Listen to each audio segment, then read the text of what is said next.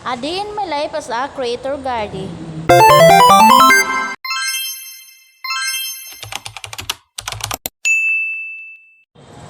Pagkadating ko galing trabaho, nagpahinga lang ako saglit tapos nag-i-snack.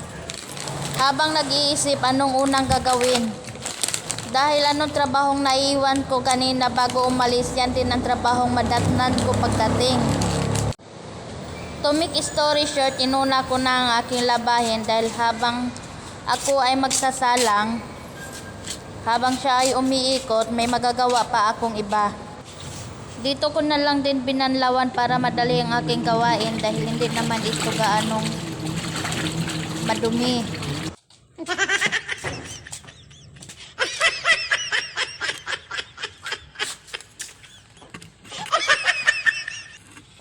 At yun na nga, ang hirap maging mahirap dahil wala ka na nga taga-video, ikaw pa talaga taga-edit, ikaw na nga lahat. Habang iniiwan ko ang aking labahan, proceed naman ako sa aking lulutuin para sabay-sabay kong matatapos ang aking mga ginagawa. Dahil hindi naman siya kailangang bantayan habang ako ay may ginagawa. Ang ulam pala natin ngayon ay nilagang buto-buto ng baboy. Hinuhugasan ko lang lahat ng aking sangkap upang pag ready na siya ay sabay-sabay ko nang mailagay.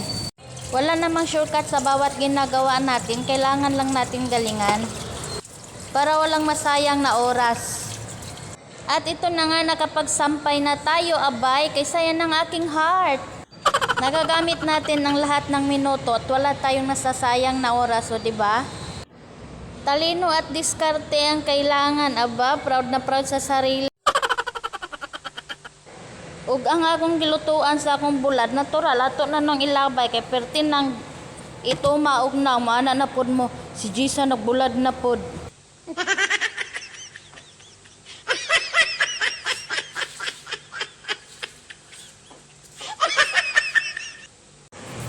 Ug banlawan dahil ako ang akong uniform, hindi ko na talaga ginasabay ito ang aking uniform sa aking washing dahil ang sa washing is assorted, mag-iba-iba yung kulay, o diba?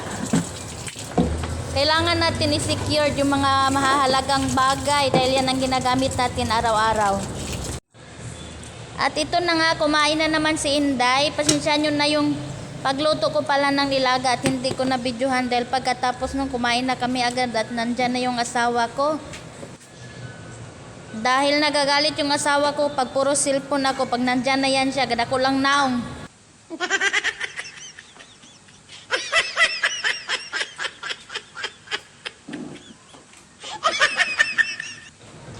At hanggang dito na lang. Salamat sa panonood. Bukas ulit.